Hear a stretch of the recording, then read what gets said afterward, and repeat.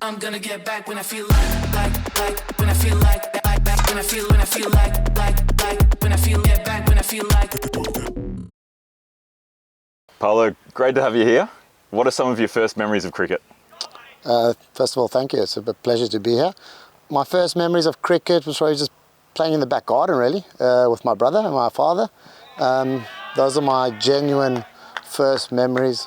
And then maybe at a more structured level, we had Baker's mini cricket. We used to play on the outfields. We'd have like 10 games or more going on at the same time.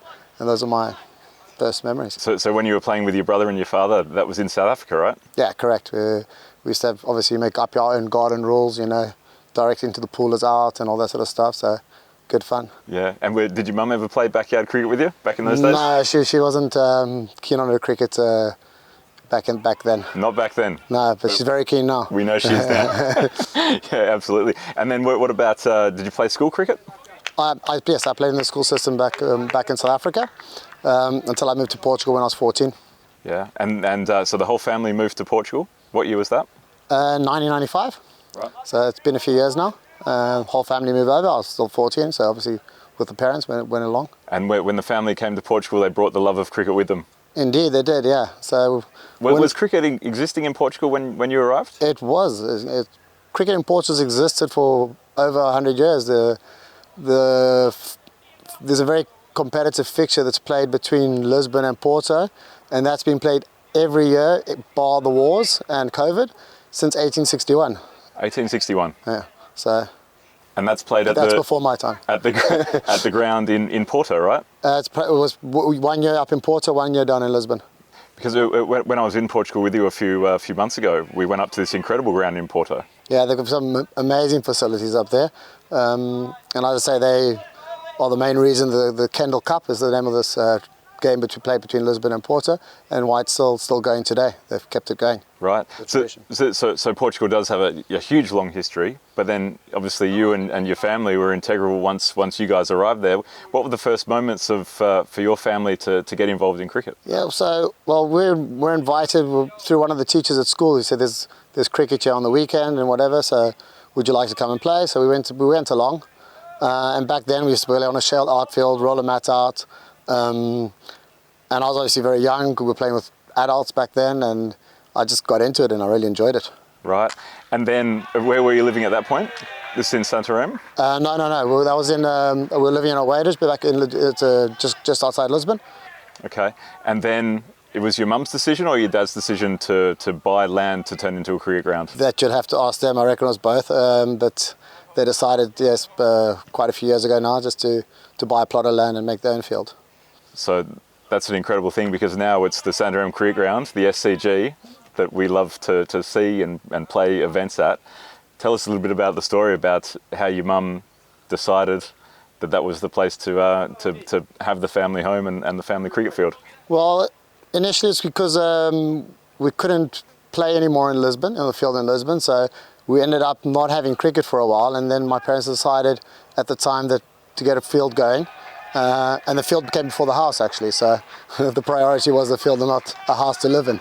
It was incredible. So when I was there, I was talking to your mum about it, and there was a rock there with a tree next to it, and she sat on that rock, and what she could see in front of her was a cricket field that didn't exist at that point in time. No, it was just fields, literally. It was a slope, and they had to move the land around and build this new field. And obviously the very famous movie Field of Dreams, you know, where you have a vision that you can build a baseball field in that movie, and this being a cricket field, it's a absolute wonder what Sandro and Fatima, your parents, have then thought of and now created, and now this incredible field, which is the best one in Portugal, or one of the best in Europe, is right there on your doorstep. Appreciate it. Thank you very much. Congratulations. And then, so cricket in Portugal now, how many teams are involved? We're up to 20 teams playing league cricket. We've actually structured now into a couple of divisions as well. So it's great to see the growth in the last 3 years of the number of teams playing. 3 years ago we only had 5 competitive teams playing. And most of these teams are coming from Lisbon, or most of the cricketers? Most of them in Lisbon. Porto obviously have their own team. There are in the Alentejo, they're starting to get a lot of cricket growing in that area as well. Right, and Coimbra obviously as a cricket field. Coimbra has a great ground there. Yeah. They've got the lights there. They have great entertainment. It's a good ground to play cricket on. Yeah, I think out of all the interviews we've done, that's the friendliest fly. So you can really try and play a pull shot or a cut shot. That thing hasn't gone away so far. Exactly. Yeah. So I miss them now. the great thing about Coimbra playing cricket there is obviously we've been able to do some night cricket as well, because you just have this extraordinarily long summer of cricket, right? Yeah, we normally start with the first our season with the first ECS, the one in Santarem, and we just literally finished our league a week ago, and so it's a long season for us, you know. Yeah, and do you have a lot of touring teams that are coming to play in Portugal? Up in Coimbra and Porto, Porto's, I think, booked all the time for touring teams. Coimbra have a lot of touring teams go over. Ourselves, not as much, because we're obviously very booked with the league cricket. Yeah, yeah. No, I mean the rooms you built, the change rooms, the clubhouse that you've built, it's so welcoming. So you can see why you're playing 3 T20s per day, right? On weekends. Saturdays and Sundays, yeah. And yeah, you don't have enough car parking in the next few years, I think, because they're going to continue to come, and these teams are growing. There's a lot of immigration from the Indian subcontinent, with people moving to Portugal to study and to work, right? Yes, so we've got a high population, especially a lot of them come over for work. That cricket developing in the Alentejo, because it's a big area, a lot of them are working in agriculture.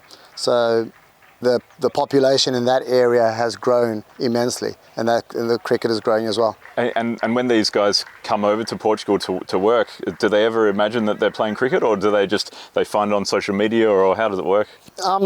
I'm not too sure, but they do find out. They get in contact with us, and they get their clubs formed, and they enjoy it. They're very passionate about the game. Is there tape ball cricket being played that you hear about in Portugal as well? In Lisbon, in the parks, they play quite a bit of tape ball cricket as well. Yeah. No, it's incredible to see. Now this growth, and then the performance of your national team and of your club champion as well, getting better and better all the time. Every time we see cricketers from Portugal coming, the talent is fantastic. I think you also have a strong link to South Africa, but Portugal and South Africa has a strong link as well, right? Yes, a lot of Portuguese who lived and actually grew up in South Africa, and a lot of them have come back now to Portugal, so they bring obviously a bit of the cricket culture with them as well. Yeah. I think that there's a few famous South African cricketers that have got houses in Portugal, right? That you've heard of? Apparently, I'm not 100% sure, but apparently, yeah. Well, Portugal's a great place for a holiday, so you can understand if there are a few famous South African cricketing names. You've done well not to disclose any names, so I'm sure they're grateful for that. Yeah, and it's your parents, such an incredible group of people, but the whole board and everyone that's working in Cricket Portugal are doing great things, right? Yeah, they're growing it. They're growing it day by day, really. The junior structure is improving.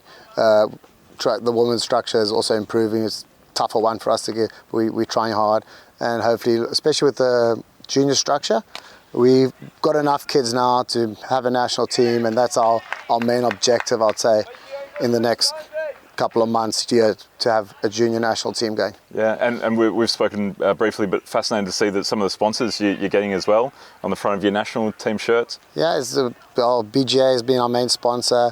The Brave Generation Academy, amazing people, supported us immensely over the last 3 years, and hopefully they'll continue to. Yeah, absolutely. Yeah, well, with the passion and drive of yourself, your brother and your mum and dad and the whole family of cricket lovers in Portugal, really confident it's going to go a long way.